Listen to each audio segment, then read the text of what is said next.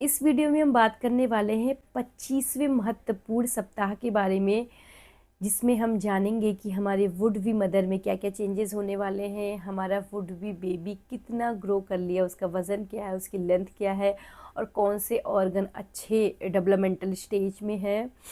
और हम जानेंगे हमारी प्यारी प्यारी फैमिली को क्या क्या सपोर्ट करने की ज़रूरत है। सो ये वीडियो सेव कर लेना। हो सकता है आपके कुछ ऐसे डाउट्स हैं जिनके अभी आपको आंसर नहीं मिले हैं, इस वीडियो को अंत तक देखना, हो सकता है आपके सारे डाउट्स क्लियर हो जाएं। और मैं हर वीडियो में अपना पर्सनल एक्सपीरियंस भी शेयर करती हूँ। सो वीडियो को शेयर ज़रूर करना, वीडियो को लाइक करना, और अगर आपको कुछ भी समझ में ना आया तो आप कमेंट करके ज़रूर पूछ लेना। सो ये 7th मंथ की शुरुआत है, 25th वीक। और इस वीक में कहीं कहीं गोद भराई की रस्म की जाती है, जिसमें वुड बी मदर को बहुत सारी ब्लेसिंग्स मिलती है और बहुत ही इमोशनल भी वीक कहा जाता है ये।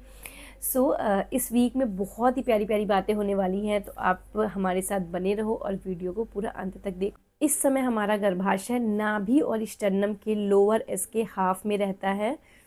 इसमें हार्मोन में चेंजेस होने की वजह से उठने में दिक्कत, बैठने में दिक्कत, नर्व में प्रेशर क्रिएट होने की वजह से झंझनाहट, सनसनाहट, डिलीवरी की टेंशन, थकान बना रहना, कमजोरी, बहुत सारी प्रॉब्लम्स एक साथ फेस करनी पड़ सकती है।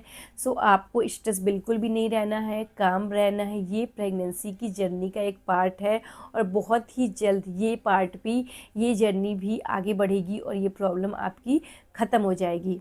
इस समय वुमेन को स्ट्रेस नहीं करना है, आहार संतुलित लेना है। आहार के संतुलन के साथ साथ हमें विटामिन और मिनरल का भी पूरा ध्यान रहना है कि इस वीक में मदर को जो वांटेड विटामिन और मिनरल है वो मिल रहे हैं या नहीं मिल रहे हैं।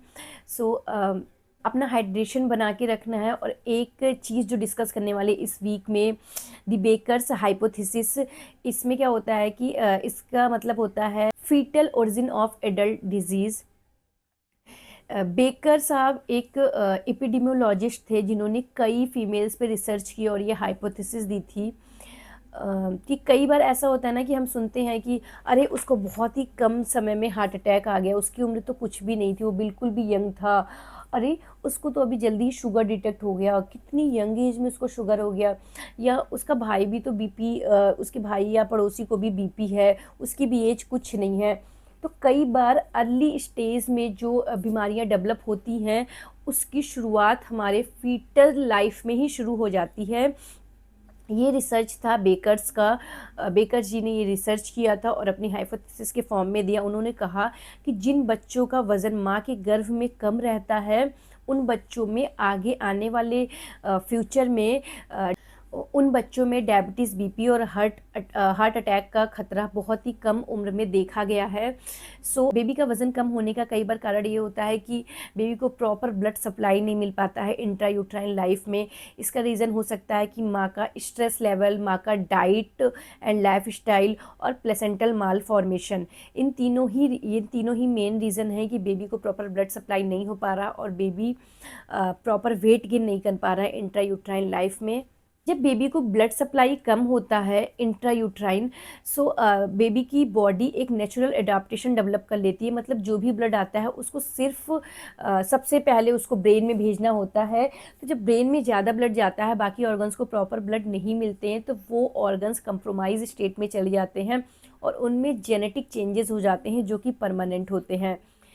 जब बेबी बर्थ हो जाती है बेबी की, उसके बाद हम उसे वज़न बढ़ाने के लिए खूब सारी चीज़ें खिलाते पिलाते हैं। जो अंडरवेट बेबीज़ होते हैं उसके बाद भी उसका वज़न तो बढ़ जाता है, लेकिन जो परमानेंट चेंजेस, जो परमानेंट चीज़ें डिस्टर्ब हो गई थी पहले ब्रेन के अलावा बाकी सारे ऑर्गन्स में, वो फिर से नॉर्मल नहीं हो पाती हैं क्योंकि वो चेंज परमानेंट था। और इन बेबीज़ में आगे चल के बीपी बढ़ना, शुगर और हार्ट अटैक का खतरा ज़्यादा होता है।